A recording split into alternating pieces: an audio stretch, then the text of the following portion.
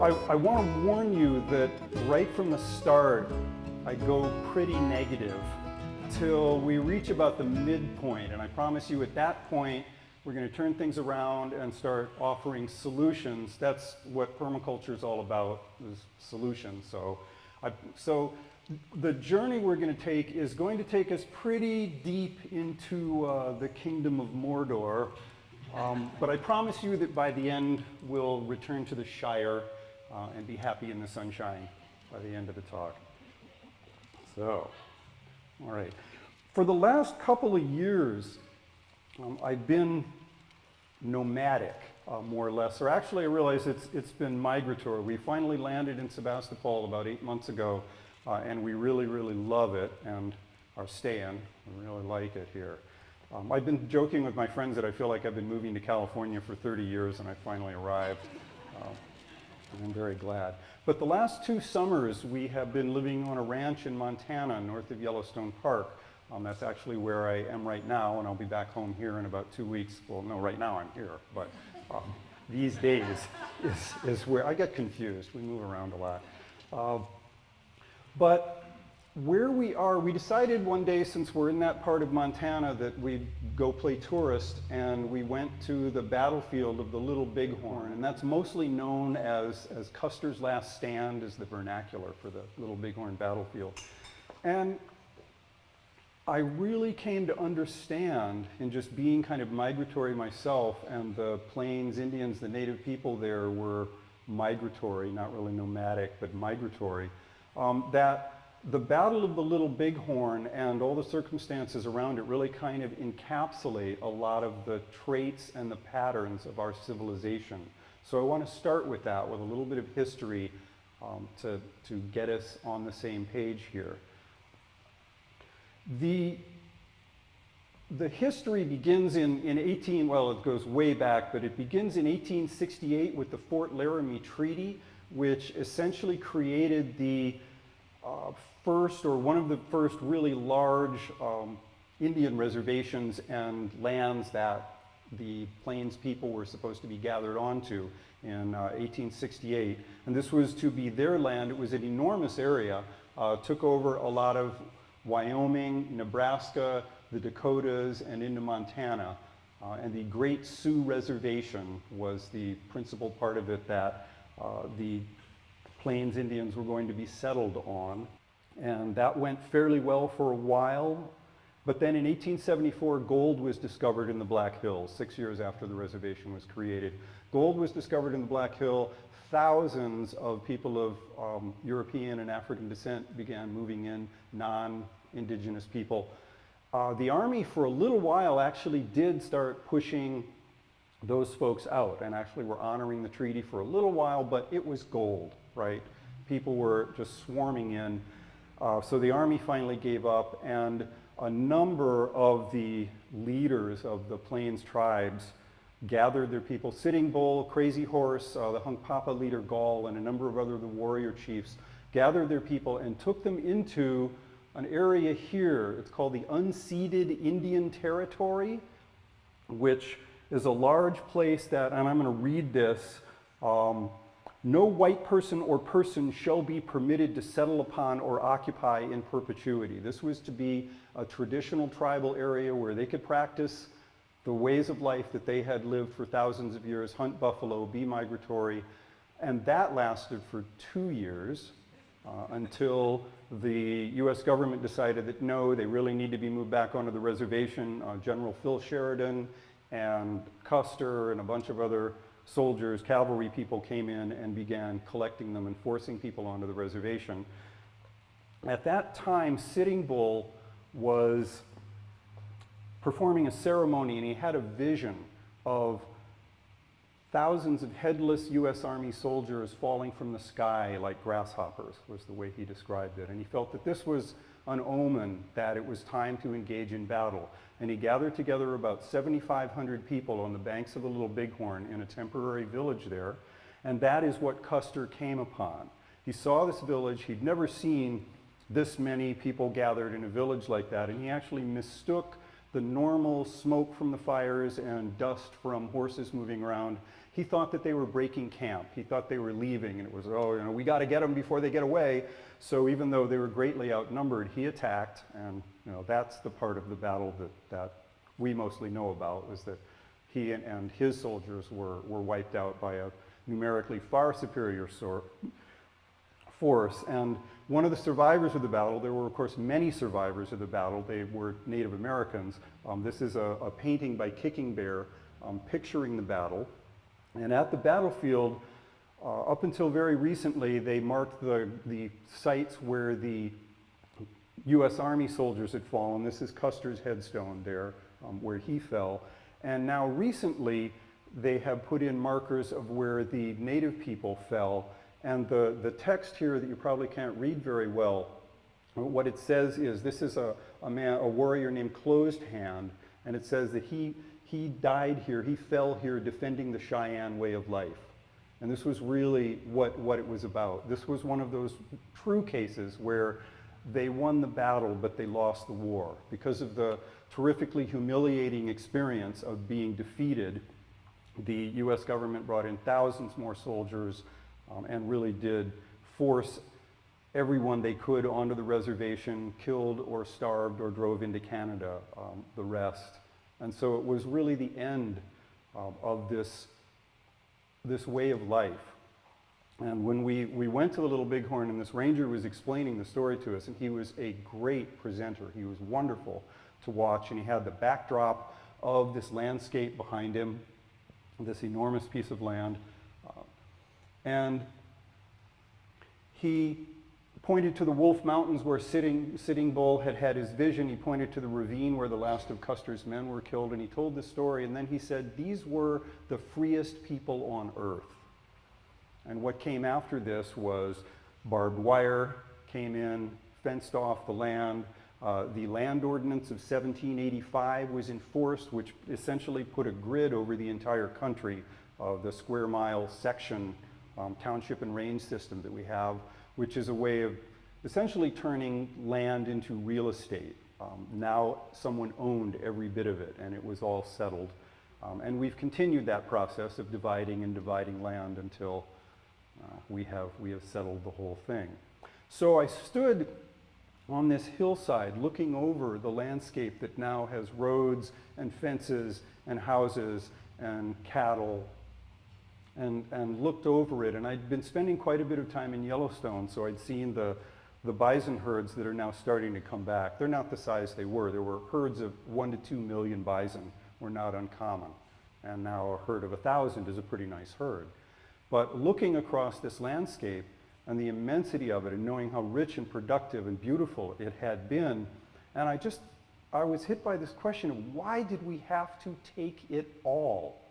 Every bit of it. Couldn't we have left, you know, that godforsaken chunk of Wyoming that was the unceded territories?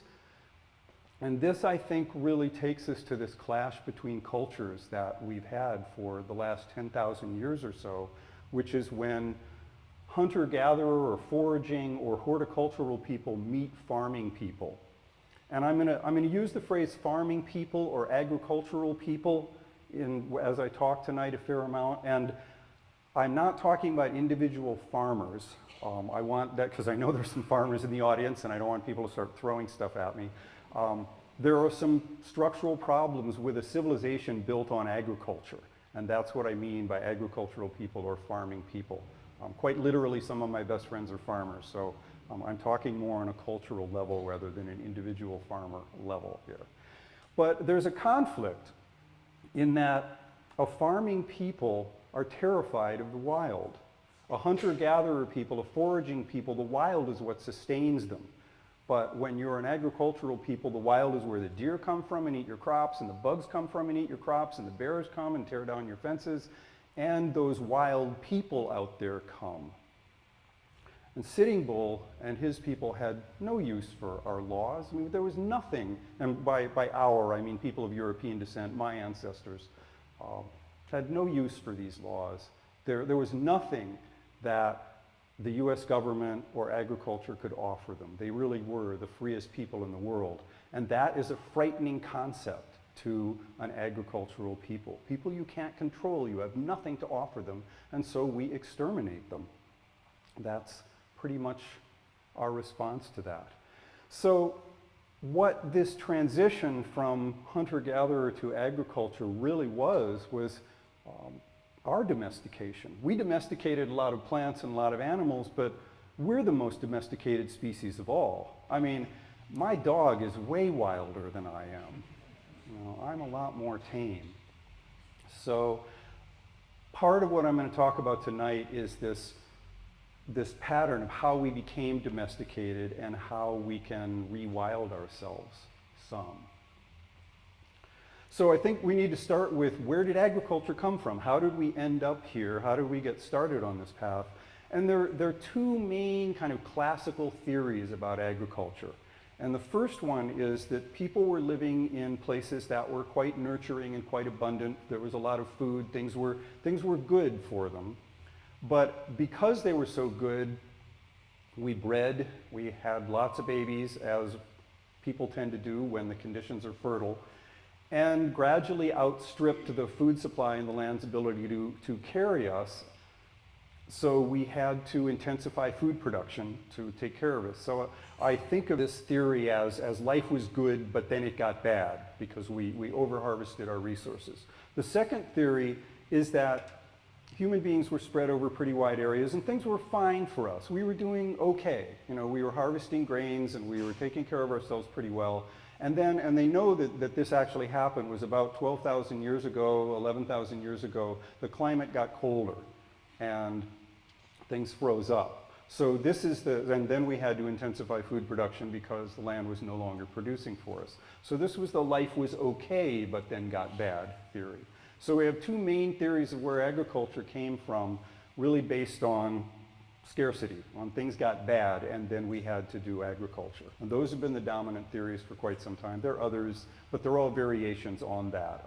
A few years ago, the ideas really changed. The game-changing event in this was a site in Turkey called Göbekli Tepe, which dates from about 12,000 years ago, at least 1,000 or 2,000 years before the dawn of agriculture.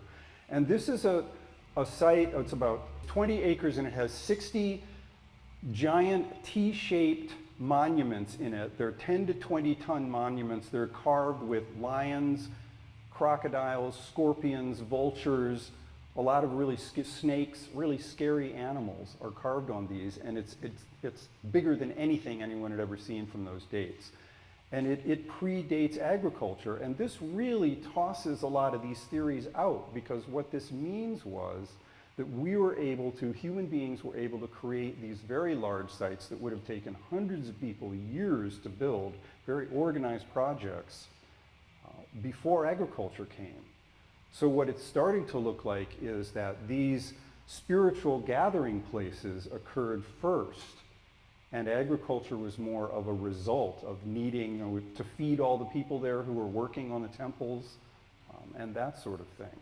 Because these things predate agriculture by a couple thousand years. So agriculture may have emerged from really our deep spiritual need to gather and create monuments and places of worship together, that then those dense gatherings of people kind of outstripped the food supply, and we needed to then intensify food production.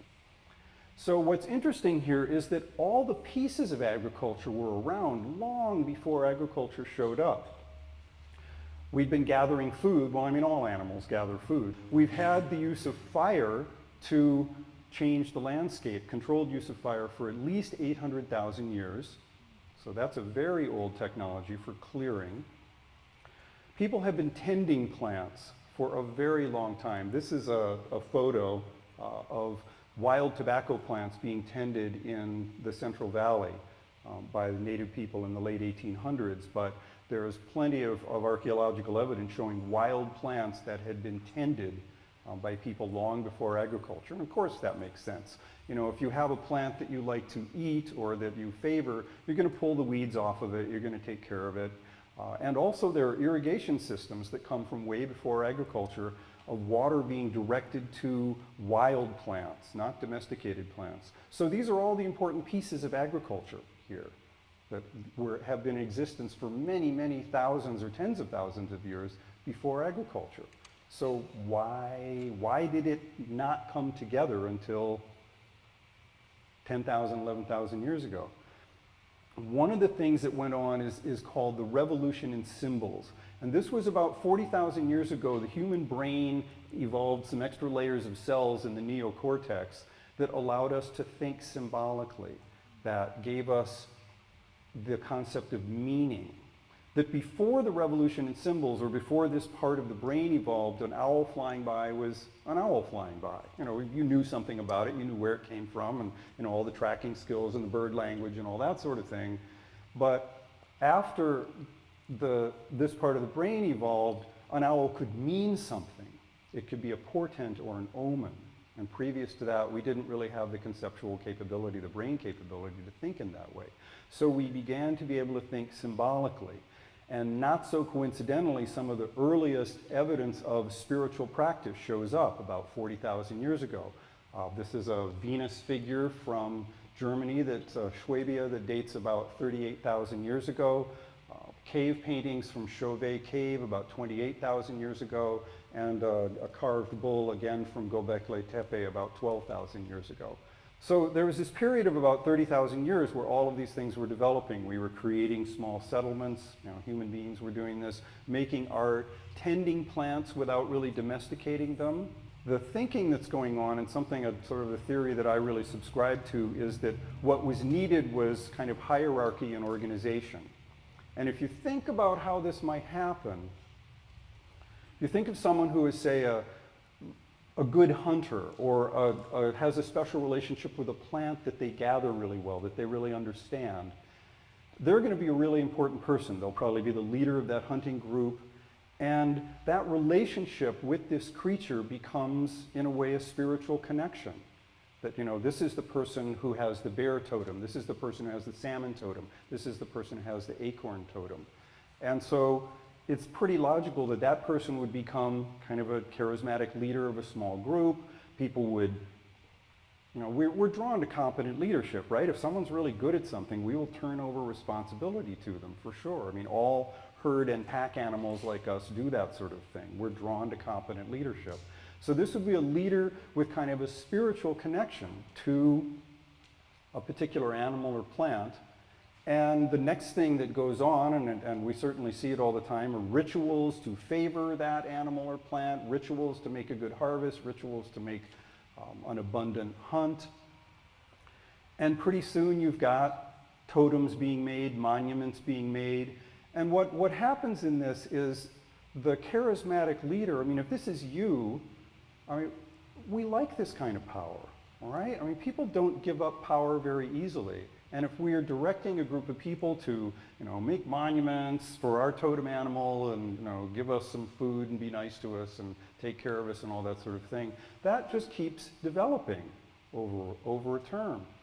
We get better at, it's essentially the development of management skills, right? You manage a group of people to do projects, and there's a spiritual connection which really gives it a lot of force, because this is your survival. You're learning about your food source, you're harvesting. You're learning about an animal sense, and you develop these sets of rituals that one person, the kind of shamanic leader, knows. So I can see this very easily going to monument building, temple building. So let me kind of just sum up these steps to domestication. The first step is you have a charismatic leader of some sort, and there is a spiritual purpose. I'm not bad-mouthing spirituality or religion here. I'm just saying this is how that very powerful drive of ours towards spirit kind of can work against us sometimes. It doesn't always have to, for sure. But the spiritual purpose gives this a lot of force.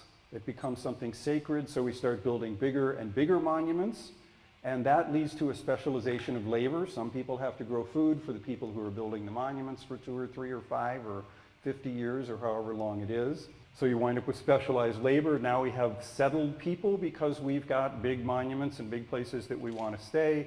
The population starts to outstrip the food supply because we have a lot of people gathered there. And so we need to intensify cultivation around this area where the giant monuments are.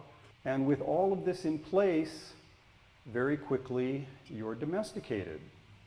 We're dependent at that point. We're dependent on this whole structure. It's where our food comes from, it's where our leadership comes from, it's where our settlements are, it's where our shelters are, it's where our spiritual life is. So it's a very logical set of steps that we go through to get to this kind of dependent relationship on an agricultural civilization based on charismatic leadership. So the idea really that anthropologists are understanding is that the temple came first and then the city.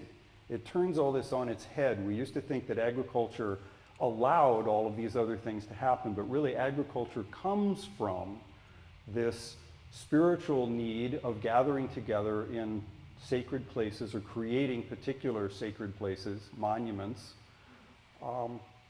And you can see that our culture does something very simple. We are very similar. We are temple builders. We build enormous monuments to whatever we think at that time is sacred. And right now it's insurance company buildings and finance buildings, and it's all around money right now. But the religious impulse, the spiritual impulse, is certainly a very strong one, and certainly some of our longest lasting institutions are the churches. I mean, the Christian church has survived the collapse of Rome in the Dark Ages and centuries and centuries of war in Europe, and they're very, very powerful institutions and essential in a lot of ways to us. They satisfy this deep spiritual need that we have.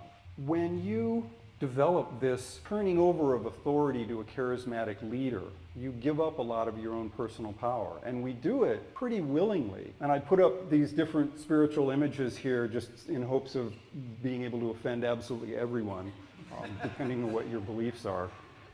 But the idea is that we learn in this that power flows from another person rather than from the land or from ourselves or from our direct connection with spirit.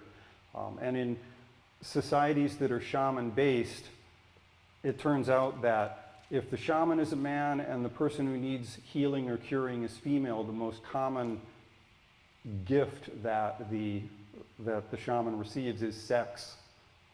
Very often, the shaman will say the way to heal yourself is to have sex with me. And if it's a male-male relationship or a female-female relationship, it's usually gifts being given to the shaman. And I'm not dissing spiritual leaders in that way or shamanic people or anything like that. It's what happens. It's how we work. You make a sacrifice that appeases the god or the deity or the totem or whatever it is through the shaman, through the priest. They're mediators of that experience. So when you have this relationship, then what changes? One thing is that instead of everyone having a direct link with the sacred, it's mediated through someone else, through a priest. And I couldn't resist this picture of Charlton Heston holding the Ten Commandments here. So please forgive me for that, but it's such a great image. But it's a mediated spiritual experience instead of a direct one. Instead of everything being imbued with spirit, it's only in a few places, and it's particularly not around us anymore. It's in gods and goddesses or some other place. And one of the big ones is that instead of knowing that nature is going to provide for you, knowing that when you're a hunter, gatherer, forager type person, nature becomes the enemy. Nature is where the bad stuff comes from. Nature is that wild land out there that the deer and all of that come from. So it's this very, very different relationship with nature and spirit and everything else, instead of a direct connection to all of these things. So it becomes very fear-based and very authoritarian very easily. So let's imagine that we know all this stuff, right? We understand hierarchy and we understand power over, and we understand that we've been disconnected from spirit and all those things. And so we fix all that somehow. We manage to do this. We still have agriculture, and agriculture being a product of these things rather than the trigger for them, but being an actual manifestation of this disconnection.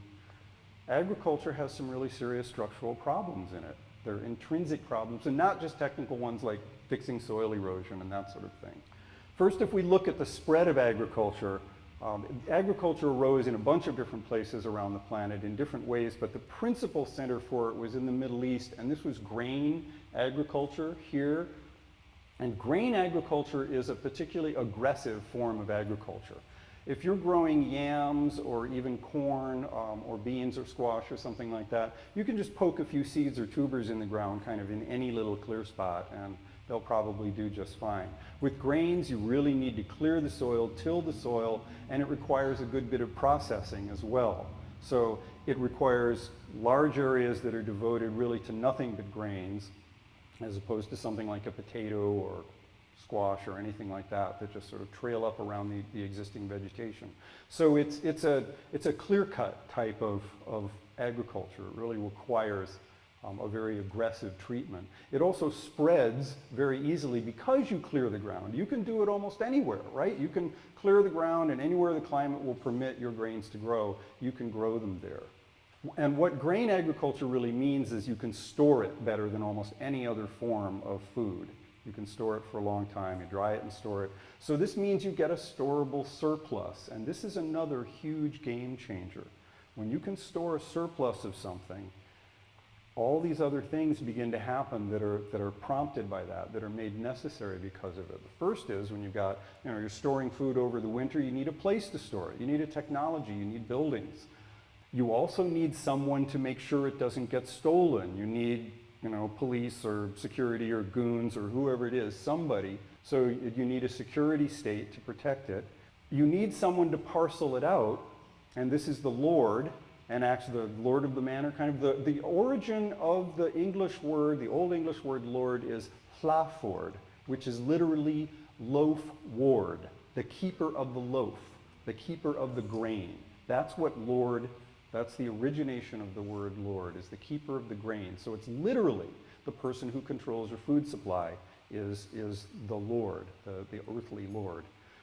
You need accountants to measure it, to make sure it's all divvied up fairly or according to the rules, which means you need rules to regulate who gets it and when, how it's divided out, and you need punishment for people who disobey these rules. So this whole set of hierarchical regulations and powers comes out of a storable surplus. So it's a pretty dangerous thing that horticultural, meaning pre-agricultural or non-agricultural people, and hunter-gatherers don't have anywhere near as much. Their hierarchies are much flatter. So a couple more things. I'm just going to diss farming for a while, just based on the agricultural civilization and the things that it does. It inexorably, it's built in a population increaser. And the way it works is that you grow more food in a small area. That triggers people to breed. An ample food source, biologically, being a biologist, it makes women more fertile, raises sperm counts in men. When you have a good food source, it just does that to you. So you have more children, and then more people need more food, so you clear more land to feed those more people, and it's this positive feedback loop that goes on. Another thing about grains is that they can be converted into soft food, so you can wean children far younger than you can if you wait for their jaws to develop. That's usually age 3 or 4 before they can chew meat and things like that. And women who are nursing tend not to get pregnant. So by reducing the age of weaning down to very young, now you can have pregnancies pretty much as often as it's possible to be pregnant. And that has really been the pattern for a lot of agricultural societies for a long time. I was just reading a biography of Teddy Roosevelt a while ago, and it mentioned that both of his grandmothers had 15 to 17 pregnancies. And that was pretty typical. So you can imagine the social effects of being pregnant from menarche to menopause pretty much constantly. Oh, and grains are very easily converted into calories. And meat is good for building muscle tissue, but it doesn't release a lot of energy when it's metabolized, whereas grains release a lot of energy. And that is the signal to breed, is getting that big energy dose. It says, we live in a really good environment right now, so let's have lots of babies. Another myth is that when we found agriculture, people lived longer and got healthier, and it turns out that actually the opposite is true. They now have archaeological sites in Turkey and another place called Dixon Mounds in Illinois and a lot of other places where they actually have a skeletal record of people before agriculture and then making the transition into agriculture. And here are the findings. People die sooner after agriculture comes in. The lifespan declines by between 20 and 30%. after agriculture compared to hunter-gatherer people. The same people in the same place, they find they die sooner. There are far more degenerative diseases. This woman here, this Egyptian drawing or sculpture, she is using something called a quern, which is a kind of a rolling pin that you use to grind with, and you can see what she's doing. She's kneeling on the ground, and she's rolling this thing back and forth, and you do that all day. So you can imagine the repetitive motion injuries that you're going to have. Spine problems show up, arthritis shows up, wrist problems, knee problems, neck problems that don't exist in pre-agricultural people through this really repetitive labor. Far more epidemics. Those of you who've read Jared Diamond's great book, Guns, Germs, and Steel, most of our epidemic diseases, not all, but most of them, come from domesticated animals. Chicken pox, smallpox coming from cows, measles and mumps coming from pigs. So far more epidemic diseases begin to occur. People got shorter after agriculture. Both men and women lost about 4 inches in height after agriculture came along in those same sites that have that clean record. And another myth that needs to be overturned is that famine becomes much more common after agriculture, that foraging people can pretty much always find food, and their population numbers are lower, so they're not putting the pressure on the land, and they can find food even in really bad conditions, whereas if you have a bad crop year, speaking of this year, sure looks like it, there is no food. And so there's a relationship between farming and famine. The great French historian Fernand Braudel was one of the first historians to look at how regular people lived, not just the lords, the kings and queens, but how the average person lived in Europe. And here's the record of famine. We've got 7 major famines in the 15th century. These are the 13, 11, 16 famines in the 18th century, continent-wide, killing 20 to 30% of the population. 16 continent-wide famines in the 18th century, and that's not including the minor famines, the local famines. So agriculture does not prevent starvation. It actually increases the odds that you will starve. Farming consumes a lot more land than just its footprint. You have the crop land, but you also need a lot of land for the animals, fodder, fertilizer, unless you're using fossil fuels. But to grow the fertilizer crops, John Jevons up in Willits calculates that you need roughly 4 acres of fertility-producing land to have 1 acre of crop-producing land. So it's a much bigger footprint than it looks like. Then you need land for mines and timber and all the supplies and things like that, and then you need land to house the people who are working on the farm as well. So it's got a way bigger footprint. Agricultural people work really hard.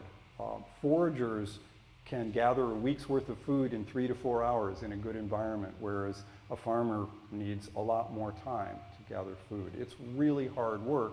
And so it's not a coincidence that when Adam and Eve were kicked out of the Garden of Eden, God said to them, "Thou shalt earn thy bread by the sweat of thy face." It was going to be hard work now for them. Farming societies are not very diverse compared to hunter-gatherer societies. Hunter-gatherer societies, if you compare, say, the Yanomamo in South America with the Inuit, with the San Bush people in Africa, they are so different that they don't even have words for many of the things that they do differently. Whereas farming people are fairly uniform. There's definitely some diversity. But industrial people, the subset of farming called industrial people, there's really only one industrial culture, right? That's the McDonald's culture is pretty much all we really allow. So not as much diversity. Agriculture is portable, as I was mentioning before. You just clear the land so you can spread it. It leads to conquest. If we look at how agriculture has been spread, particularly grain agriculture, when it moved from Europe to North America, that's pretty typical of how grain agriculture spreads. That was not a nice story, and it's pretty typical. The farmers move, not just farming, but the agricultural people move along with their crops and take over the land. So agriculture is essentially the process of taking land that looks like this, beautiful wild land. Usually setting fire to it has been the traditional way. This is a sugarcane plantation about to be put up in the Brazilian rainforest. for ethanol, and then it's turned into this. It's made pretty uniform, especially grain agriculture. So what it's doing is that's not a functional ecosystem, right? A cornfield, a wheat field is not a functional ecosystem. So it's the process of taking apart these ecosystems and simplifying them into, even if you've got a polyculture, but a monoculture in particular. And the feedback from this damaged ecosystem is way too slow for us to really recognize. It can be generations of soil erosion and depletion. And it's actually the process of converting, mining the soil and turning it into food that is really what we're looking for with agriculture. Just to kind of sum this up, agriculture, farming is really the process of turning ecosystems into people. That's essentially what it's doing. I have not enjoyed finding this stuff out. I really haven't. It's not been fun for me because I like farms a lot. An agricultural civilization is based on a dichotomy between the tame and the wild. Most non-agricultural people don't have a word for wild. They don't have a word for wilderness. It's not really a concept. There's no place that human beings don't have a role in non-agricultural societies. And actually the root of the word bewildered means to have your mind confused by the wild. Right? So it's a place of confusion. A people who hold wilderness as separate from them the way we do are going to destroy it. Think of the Alaska National Wildlife Refuge. Okay, that's sacred, right? We don't belong there, hands off, except we really need that oil. Right? And that's the inevitable process. It will happen. If we hold wild land as something separate from ourselves, we will destroy it. If we hold wild land as something that supports us and nurtures us, a place that we belong and that we care for, then we will not destroy it. And I really like Derek Jensen's quote about this, where he says that if you think that your sustenance comes from the store, and it comes from a tap, and it comes from your job, then you will defend that system to the death. And if you think that your sustenance comes from the land, you will defend that to the death. So we've become people who believe that our sustenance comes from the store and from our wallets and that sort of thing. So it leads me to the conclusion that there's really no such thing as sustainable agriculture. Agriculture has had a great 10,000-year run, and it's been really good for human beings. And there's been a lot of benefit and a lot we can learn, but we don't have another 10,000 years. I guess the way I think of this is name one ecosystem that's better off for having agriculture move into it. And there aren't any. What's hard for me to grasp is if we have a culture that can do this sort of thing, these are just some of my favorite personal cultural icons of Gandhi and Mother Teresa and Michelangelo's Pieta and Beethoven's symphonies, but you can plug your own in here. Why is it that a culture that can do this sort of thing ends up doing, this is what you got? This is the epitome of our culture? Because this is what really we live in, right? You look out there, it looks a lot like this. A little nicer, because this is Petaluma, but it basically looks like this. So the reason is that I really believe that a culture that is disconnected from nature goes insane. A people who have no direct connection to nature lose their minds. Whereas if we make nature the center of our lives, it's a very different relationship. We make sacred the things that we think support us. So these are the things we've made sacred. So just to kind of sum up, and okay, here's the nadir, here's the, I'll hand out the razor blades at this point. So a civilization based on agriculture does all of these things. We have this culture based on fear. The wild is a scary place. The bosses are scary. It's a culture driven by fear. How about something different? And I'm going to talk about sustainable horticulture as opposed to agriculture. And I actually have come to the conclusion that permaculture is really kind of envisioning a horticultural society as opposed to an agricultural society. And so what I mean by that, and anthropologists talk about horticultural societies as people who tend to plants and garden, but not really farm. A little farming, a little hunting, but mostly they're plant tenders. rather than farmers. They're gardeners. And the origin of the word horticulture is, the root of the word is hortus, meaning plant. Agriculture, the root is ager, meaning field. So it's plant culture as opposed to making fields. So some of the qualities of horticultural people and horticultural societies, we're talking about gardens rather than farms. We're talking about small tools like hoes and digging sticks as opposed to plowing large areas. Much smaller scale, crops are mixed. It encourages that natural process of succession. Annual agriculture sets succession back to a clear cut every single year, whereas there are many forms of horticulture, of gardening type plant growing that allow succession to occur. We like fruit trees, we like berry bushes, we like all those later successionary species. The ecosystems still function. The place I really got this was I was teaching a permaculture course in Belize, and we went across the river to a Maya farmer's farm, as he called it, and he had a little patch of corn, maybe a quarter acre of corn, and that was his cash crop that he traded for money. But he brought us to his house in the middle of the jungle, and he said, "How do you like my farm?" And I looked at this, this is a jungle, what are you talking about? And actually there were jaguar tracks right outside his front door. A jaguar had gone by the night before. There were morpho butterflies with 10-inch wingspans flying around, and trogons and all sorts of amazing birds in the trees. It was unbelievable, and he called it his farm. And then I realized, oh wait, that's a mango. That's a tamarind. Those are coffee bushes. Those are nitrogen fixing plants. Those are medicinal. Those are bananas. That's some citrus. That's some more citrus over there. That's a cacao tree with a vanilla bean twining up it. That's a nice, lovely little guild there. Chocolate and vanilla. And I realized he had created this ecosystem, except that it provided a lot of stuff for him while providing really, really wonderful habitat. And the further you got from his house, the less domesticated, the wilder it got. So we can do this. We can create these places that support nature while they support us. And that's what I mean by a horticultural society. Rather than converting ecosystems into people, we can leave the ecosystems and still have the people.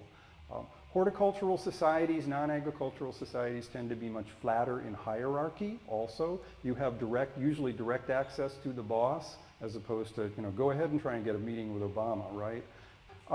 The one that really got me thinking about this whole thing was that agricultural people tend to locate their deities in the sky, whereas horticultural and hunter-gatherer people tend to locate spirit here on Earth. The Earth has spirit, and the trees have spirit, and the rocks have spirit, and spirit is surrounding them rather than somewhere else, somewhere off in the sky. So it's Earth spirits instead of sky gods. And what made me see this was, although when I first started teaching permaculture, I was noticing that although many of the students were from the same kind of Judeo-Christian or Abrahamic religion background that I'm from, they spoke in terms of Mother Earth and Earth goddesses and Gaia and these sorts of things. And at first I was really confused. I just thought, okay, why are my courses attracting all these pagans? What is it about permaculture that's drawn all these pagan types here? And I think this is it. I think these are people who are naturally drawn to a more horticultural type of society where spirit is all around us. There can be sky gods still, but this is full of spirit as well. So I want to talk about what permaculture is for a little bit, just to get us all on the same page. It starts with a set of ethics. It's a contraction of the words permanent and culture, originally permanent agriculture.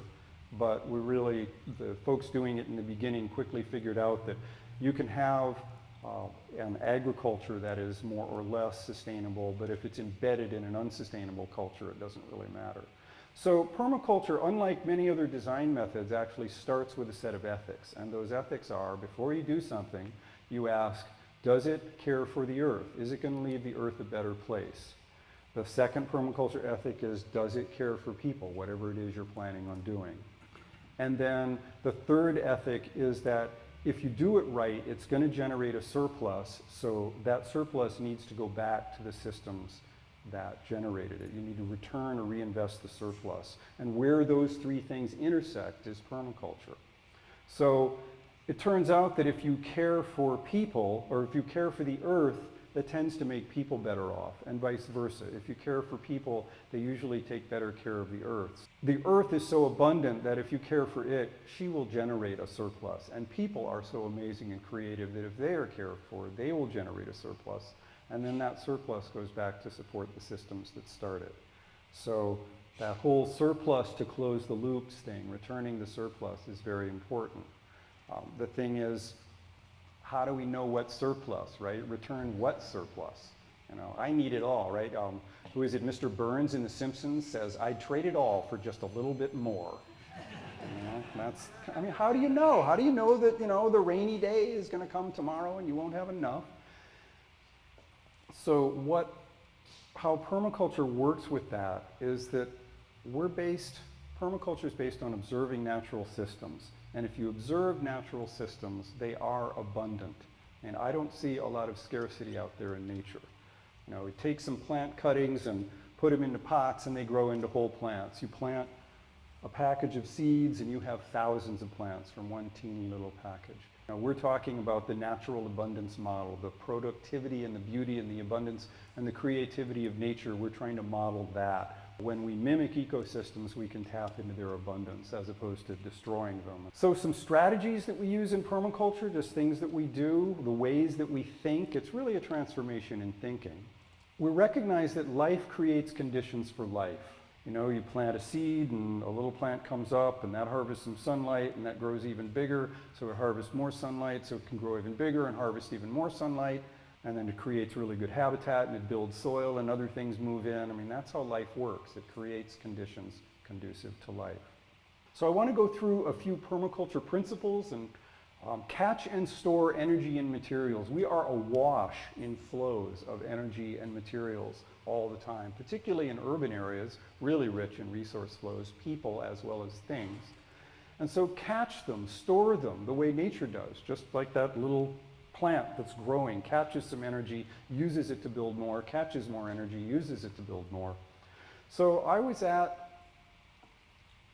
a school in the Bahamas for a while, on Eleuthera Island that was in a pretty remote area, didn't have a sewage hookup, and you couldn't build a conventional septic system because the soil was just ground up coral. So anything that you flushed into the septic system was really just going to go straight into the water. It was on a little peninsula with water all around it on three sides. So we couldn't build a conventional septic system. So what folks did was to take all the toilets from the dormitories with about 100 or so students in them and run all those lines together and run it into a conventional septic tank.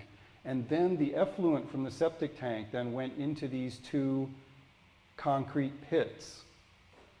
And what we did with the concrete pits was we filled them full of ground up coral and then planted them with all sorts of stuff. And here's one of them the day after it was planted. The things are just getting going. Now it's getting a lot of water, it's getting a lot of nutrients, right? A lot of nitrogen from human waste and phosphorus and things like that. It's warm because it's the tropics, it's getting plenty of sunshine. So here it is the day that it was planted. Here it is 3 months after it was planted. This is one of the lagoons. And here it is 3 years after it was planted. So this is human waste being converted into incredible amounts of biomass. This is 10 degrees cooler than anything around it. It's shady, it's lovely, it's full of butterflies and birds. It doesn't smell. It's a blackwater treatment system that's just absolutely incredible. So we're taking something that we normally abhor and turn it into something really wonderful. Some of the donors, the founders, the financiers of the school came down while I was there, and we took them on a little tour and walked right through the path that goes in the middle and then stopped in the center and explained to them what was going on. And they were kind of, oh, that's really disgusting, but it's so beautiful. You know, just this, I mean, that's what happens in these. These can be beautiful systems. They're just starting to build these now. The problem with them is they don't cost enough. They're not temple building projects, right? They're not giant things that, you know, everybody makes hundreds of millions of dollars off of them. They're really simple and really easy. So you don't float a bond issue to build one of these. You can do them really, really cheaply and simply. So another permaculture principle is that we try to learn enough about the system we're dealing with to intervene in a place where a little change can have a really large effect. And this is a set of projects up in Portland, although it's spread to a lot of other cities, done by a group called City Repair, a really wonderful nonprofit there founded by a brilliant man named Mark Lakeman. He lived in a neighborhood where he lived on a corner and he got to know the other 3 neighbors on the other corners, and they thought about, wouldn't it be great to kind of have a little village here because we like each other.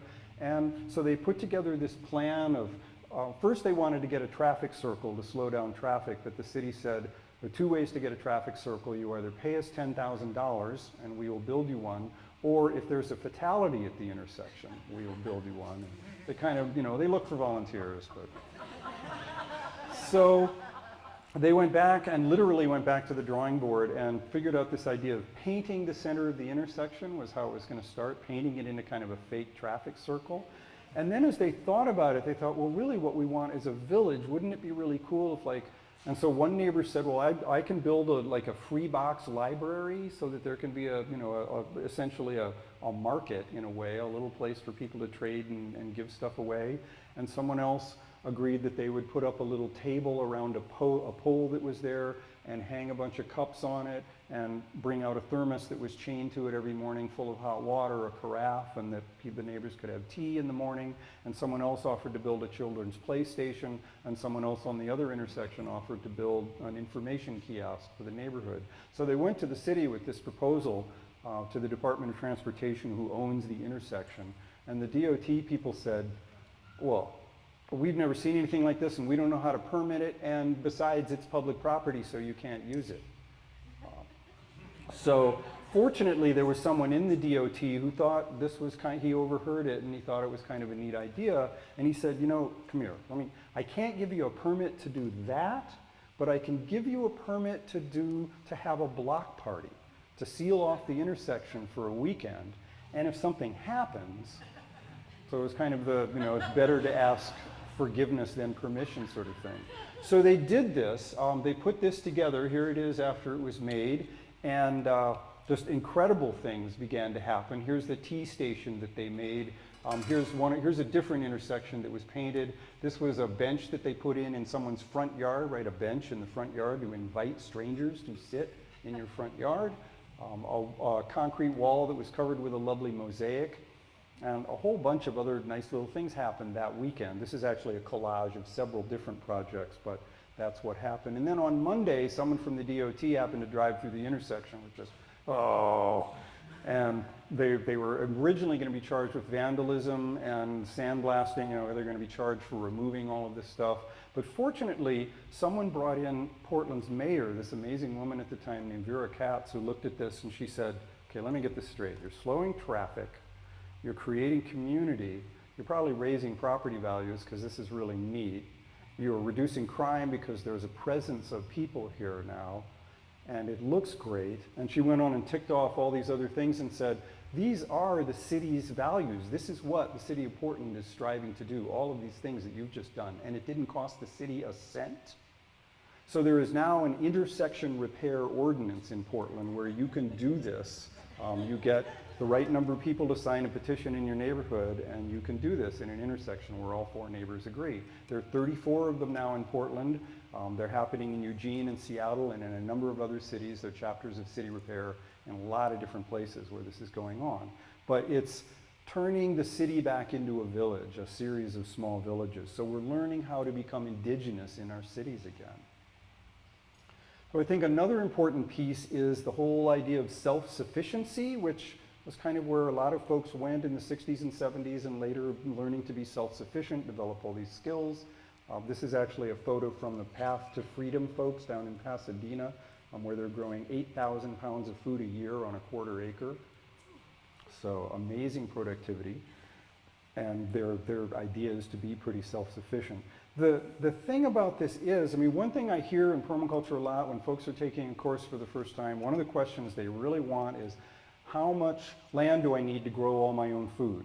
How do I grow all my own food on my own property? That's the first question that a lot of people ask. And I kind of wondered about this, where did this come from, this idea that we need to be producing all of our own food? I felt it too. I've wanted, thought that would be a noble goal, to grow all of my own food.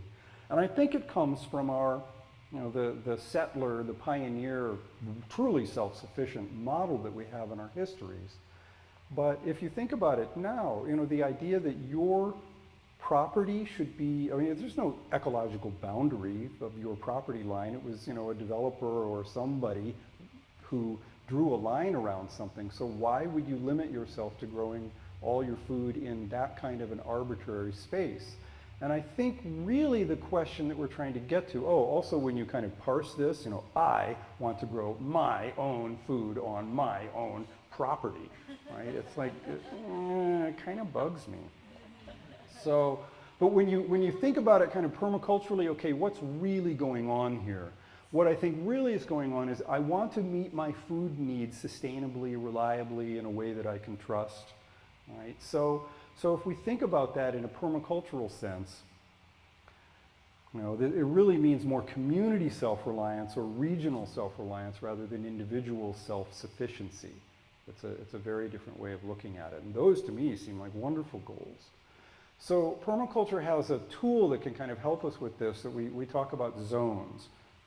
And I know folks are familiar with the term food shed. The idea behind zones are simply that the areas closest to where you are the places you spend the most time, so you try and do as much as possible in the places closest to you, and further away you use them less often. Like in a garden, in a yard, it would mean plant your herbs and your salad greens really close to the kitchen door, and then other things can go a little further away. So if we apply the zone system to our food shed, the innermost zone, zone 1, would be your garden. And for those of you who are not gardeners, that's okay. But produce whatever makes sense for you to produce in your own garden. And then what you can't produce in your garden, or just choose not to produce in your garden, your neighbors' gardens, community-supported agriculture, community gardens, that would be the next step out. Those are close to you and easily available, but a little further away from your garden. So that's kind of zone 2 for food production. That's the next place you go. If you can't satisfy your food needs there, then you go out to zone 3, which are farmers markets, places where you can at least meet the farmer even if you haven't seen the place where the food has been grown. So you know quite a bit about it. You can influence the farmer. I'd love to see these varieties, or I'm hoping to use these practices, that sort of thing. And then zone 4 would be regional markets, local markets that support local farmers. Lots of food stores like that. And then if you can't meet your food needs in zones 1 through 4, okay, then you go out to Costco, Safeway, those sorts of things. But hopefully you've met all your food needs in zones 1 through 4, and you never need to go to those places. Another tool that I'm really, really encouraged by are the food sovereignty laws that are starting to crop up various places. Maine and Vermont, the live free or die type states in particular, they're passing ordinances that say, we in this community have the right to grow food, sell food, process food, and all you have to do is make an agreement between buyer and seller, and that's what really matters. That's a free market, right? And they have a clause in these food sovereignty laws that says no other laws will apply. Federal laws, state laws, those cannot overturn our food sovereignty laws. I want to be able to drink raw milk, right? So let's look at energy. We talked about food for a bit, so I want to just think of energy in permacultural terms. The old oil wells. The technologies for energy have really changed. I have an illustration here showing how deep sea wells are now produced. You go out with a ship and you do a lot of bouncing sound waves deep off the Earth's crust and listen to the differences and figure out where the oil is, and then you drill down and then you bring it in on a pipeline, and then from the pipeline you bring it into a processing station. Well, what this really means is that as far as energy production is concerned, we go out and we hunt for energy and we gather it and we bring it back, right? We are still hunters and gatherers of energy at this point. We are still back in the Stone Age as far as energy is concerned.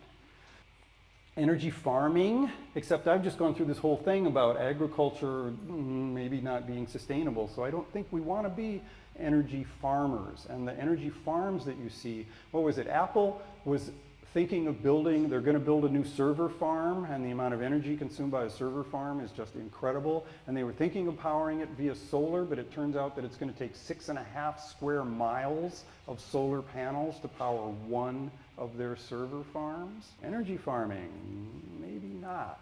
So again, look at your energy shed. We apply the permaculture rules to energy shed and to the idea of energy